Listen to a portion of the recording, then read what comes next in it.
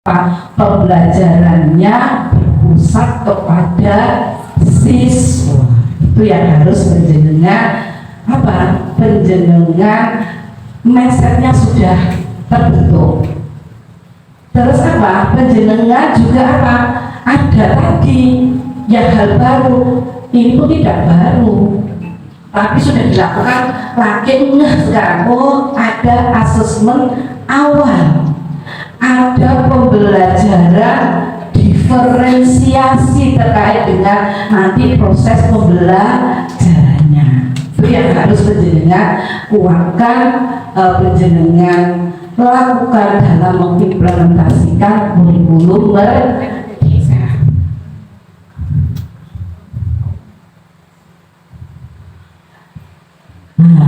Penjenengan sebelum melaksanakan itu kan perlu pegangan loh. Untuk melaksanakan itu program apa? Ya Permendikbud yang terbaru, Permendikbud nomor 12 tahun 2024 terkait apa?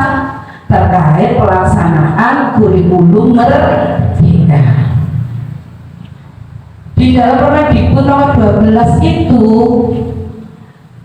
tidak ada istilah kurikulum nasional ya, masih memakai istilah kurikulum merdeka.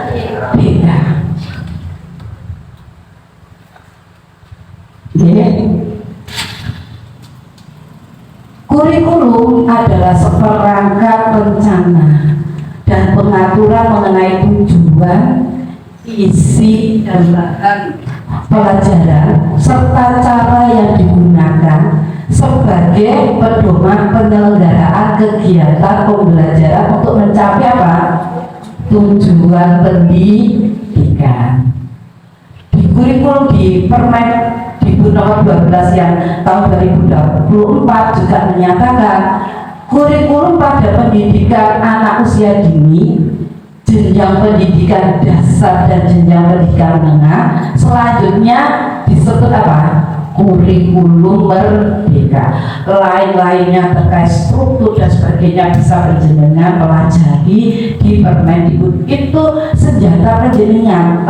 Seperti petani kudu duwe pacul, penjenengan mulai ya ini Permendikbud itu. Terus apa lagi yang terbaru tadi terkait dengan keputusan Kepala Badan Standar Kurikulum dan Asesmen Pendidikan Kementerian Pendidikan Kebudayaan Riset dan Teknologi nomor 32. Ini terkait apa? 32 CCP. Nah, terkait dengan CP yang 31 terkait dengan tema dan dimensi, elemen, sub-elemen di penguatan proyek profil belajar Pancasila. Dan penjenengan juga bisa mempedomani beberapa pedoman terkait dengan pembelajaran dan asesmen, terkait dengan pedoman pengembangan profil penguatan proyek profil pelajar Pancasila. Ini yang penjenengan harus siapkan. Kalau tadi sudah dijelaskan Pak Kris, kan hanya sakumet gitu. Untuk pendalamannya penjenengan iki sing dipakai acuan biar tidak bingung. Acuannya opo? Karena di kurikulum merdeka itu ada kegiatan intra dan ekstra ya. Di kurikulum merdeka itu ada kegiatan itu. Bapak Ibu, untuk mencapai tujuan pendidikan nasional, pemerintah hanya menyediakan kerangka kurikulum. Apa saja disediakan pemerintah ini? Hanya 3 ini.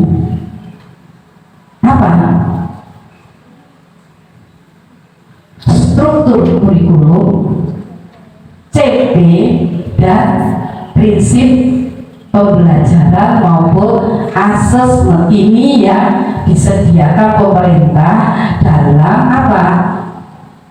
Mewujudkan tujuan pendidikan nasional yang nantinya bisa dilihat di profil pelajar Pancasila. Ada berapa dimensi? 5. Dan elemennya bisa penjenengan baca di tadi keputusan apa? Keputusan apa yang tadi? Keputusan Kepala Badan Standar Kurikulum dan Asesmen yang nomor 31. Terus berikutnya, ini yang ditetap 3 kerangka dasar yang kurikulum yang ditetapkan pemerintah ini. Sekolahnya apa yang dilakukan sekolah di sini apa? Mengembangkan kurikulum operasional satuan pendidikan ini yang dikerjakan oleh lembaga. Mengembangkan kurikulum operasional KUSP itu, kurikulum operasional satuan pendidikan. Di situ lembaga akan menyusun apa? Visi misi sekolah yang mengacu pada konteks dan kebijakan lokal. Setelah dia menentukan visi misinya mau dibawa kemana, dituangkan dalam apa? Kurikulumnya. Terus sekolah juga apa? Membuat apa? Perangkat ajar yang dikembangkan secara mandiri. Ini tinggal kesiapan lembaganya. Dia mengikuti mengimplementasikan kategori mandiri, berarti gawe perangkat ajar sendiri. Kalau kita masih dalam taraf apa penjenengan satuan pendidikannya? Apa? Baru belajar atau sudah itu? Bukan, kalau berbagi kan sudah mandiri. Penjenengan di tahapan yang kedua ya gitu. Itu berarti penjenengan perangkat ajarnya bisa Pak mengambil yang sudah disediakan pemerintah, tetapi dengan syarat apa? ATM, diamati, bisa ditiru, terus apa? Dimodifikasi, ya. Tapi penjelasan sudah disampaikan oleh Pak Tris terkait bagaimana menganalisa apa CP, bagaimana membuat TP. Kalau belum mampu penjelasan mengembangkan sendiri, boleh apa? Mengadopsi atau mengambil dari perangkat ajar yang sudah disediakan oleh pemerintah. Yeah.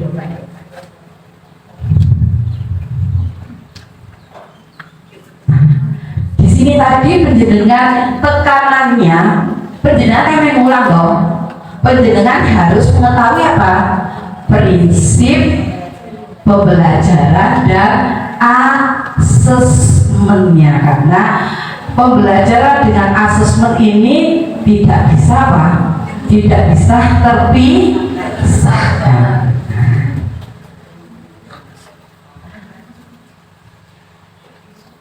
Untuk melaksanakan pembelajaran, seorang guru harus apa? Mengetahui prinsip pembelajaran maupun asesmen.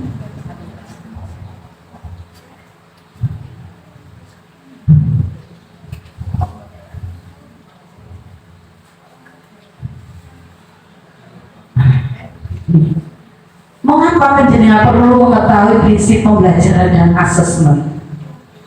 Ya tentunya supaya apa? Pembelajarannya efektif, Bu. Pembelajarannya menyenangkan. Pembelajarannya harus bermakna, ada interaksi, dan ada inspirasi dalam pembelajaran itu dan sebagainya. Ini kan harapannya penjenengan mengetahui apa terkait dengan prinsip pembelajaran maupun prinsip asesmen.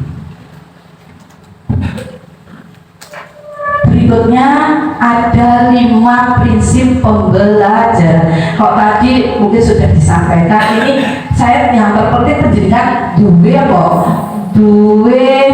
teorinya. Nanti tinggal dipraktekkan. Terkait dengan apa tadi? Prinsip pembelajaran yang pertama adalah pembelajaran dirancang dengan mempertimbangkan tahap perkembangan dan tingkat pencapaian peserta didik. CP itu pencapaiannya per tahun kah? Ya, per fase giling-giling. Capaian CP itu per fase. Jadi penjenengan kalau membuat ATB tadi sudah sekilas disampaikan Pak Kris, sudah ada yang ada yang praktek. Besok menyusun ATB berarti menyusunnya harus dengan guru yang satu fase. Nanti ada diskusi setelah penjenengan dianalisis CP menjadi TP. Setelah itu kan baru penjenengan membuat ATP, alurnya mana yang diajarkan, misalkan ini di fase B, mana yang bisa diajarkan di kelas 3 sampai di mana yang diajarkan di kelas 4. Tadi sudah dijelaskan Pak Tris dan sudah praktek, mempertimbangkan tahap perkembangan dan tingkat pencapaian peserta didik saat ini sesuai dengan kebutuhan belajar, mencerminkan karakteristik dan perkembangan peserta didik yang beragam sehingga pembelajaran menjadi bagaimana? Bermakna dan menyenangkan. Ini berarti yang perlu penjenengan perhatikan apa itu dalam mencapai prinsip pembelajaran itu. Pertama adalah penjenengan membuat analisis terkait terkait perkembangan siswa, baik gaya belajarnya, baik kemampuannya, baik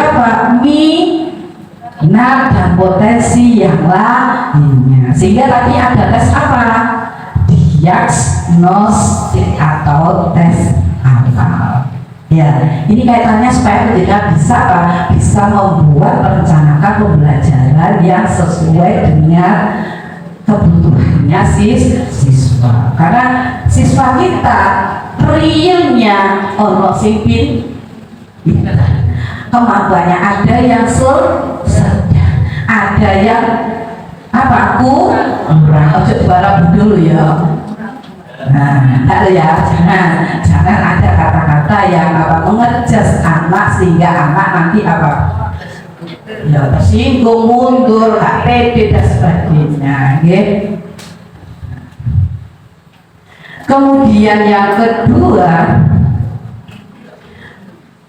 pembelajaran dilaksanakan untuk membangun kapasitas untuk menjadi pembelajar sepanjang hayat. Anak ini mau belajar terus-menerus, pengen tahu, penjenengan harus bisa mengembangkan itu di prinsip pembelajaran yang kedua. Apa yang penjenengan lakukan untuk itu? Jadi apa yang kira-kira bisa penjenengan lakukan? Ya ini penjenengan harus pandai-pandai memberikan stimulus yang bisa digunakan untuk anak pengen belajar terus, ya enggak? Selain itu memberikan kesempatan anak untuk berkolaborasi, belajar dengan berkolaborasi, sering memberikan pertanyaan pemantik, pertanyaan yang kira-kira anak-anak itu berupaya ingin mengetahui hal yang lebih apa? Yang lebih dari sekedar itu. Berikutnya prinsip yang ketiga, proses pembelajaran harus mendukung perkembangan kompetensi dan karakter peserta didik secara holistik. Saiki yang dinilai kalau di K13 dulu penilaiannya disendirikan, ya, sikap diri, keterampilan sendiri, pengetahuan sendiri. Kalau sekarang enggak, jadi satu kesatuan. Kompetensinya yo pengetahuan, keterampilan maupun sikap. Apa yang perlu panjenengan lakukan? Kira-kira apa Bapak Ibu? Ya pembelajaran yang nanti mengimplementasikan terkait apa? Ini mendukung perkembangan karakter. Ya. Menerapkan profil pelajar Pancasila. Terus berikutnya pembelajaran relevan, pembelajaran yang dirancang sesuai dengan konteks, lingkungan dan budaya peserta didik serta melibatkan orang tua maupun komunitas sebagai mitra. Jadi pembelajarannya harus apa? Relevan. Penjenengan misalkan gak ono laut,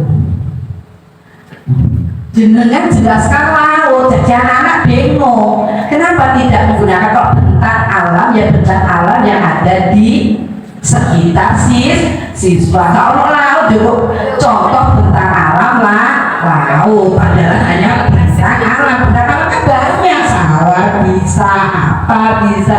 Nah, menurut ya, penjenengan harus prinsip pembelajaran itu harus penjenengan kuasai. Yang terakhir adalah orientasinya pada masa depan yang berkelanjutan. Ya, ini apa yang perlu penjenengan tekankan di sini, yang memberikan apa? Keterampilan abad 21. Ya terkait apa? Kreatif, terkait kolaborasi, komunikasi, critical thinking, berpikir kritis, itu kompetensi yang harus penjenengan ajarkan. Dalam rangka pembelajaran itu orientasinya pada masa depan yang berkelanjutan.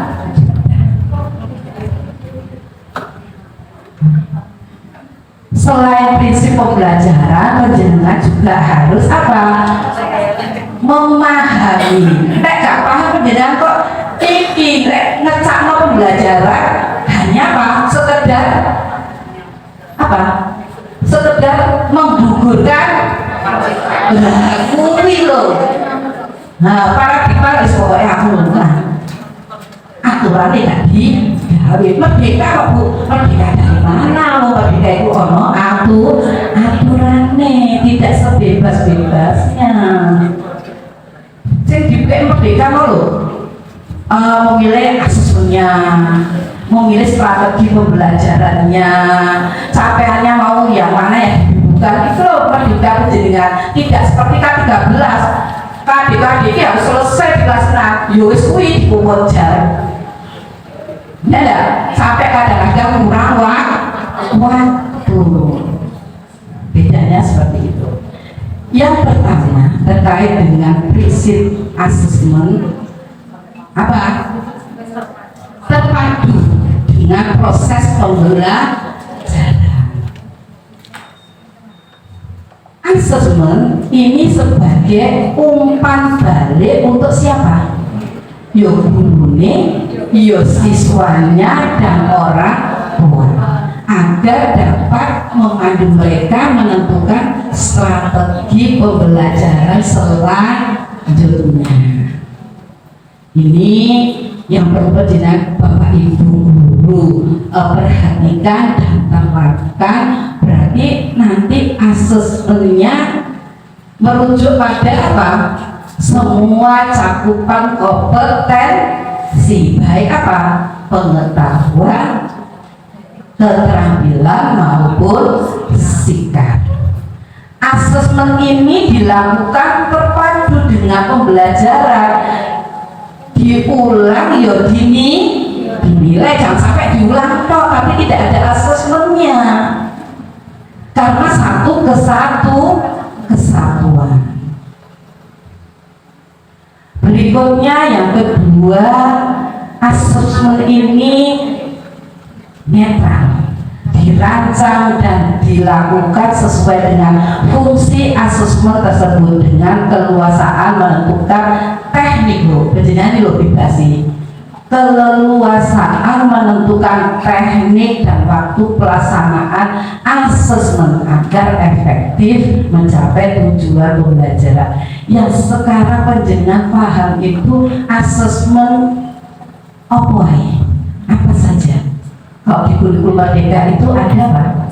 Ada formatif dan sumatif. Berikutnya, asesmen itu harus sederhana dan normatif, mengembangkan karakter, kompetensi yang ingin dicapai, serta memberikan strategi tindak lanjut. Jadi asesmen itu nanti mengembangkan karakter maupun kompetensi yang dicapai serta memberikan tindak lanjut. Setelah di asesmen penjelasan, kalau biasanya kan sudah biasa, kalau ini cuma istilahnya aja. Kalau kegiatan ini saya kira sudah dilaksanakan. Setelah asesmen biasanya penjenengan apa? Refleksi, pasti ada tindak lanjutnya.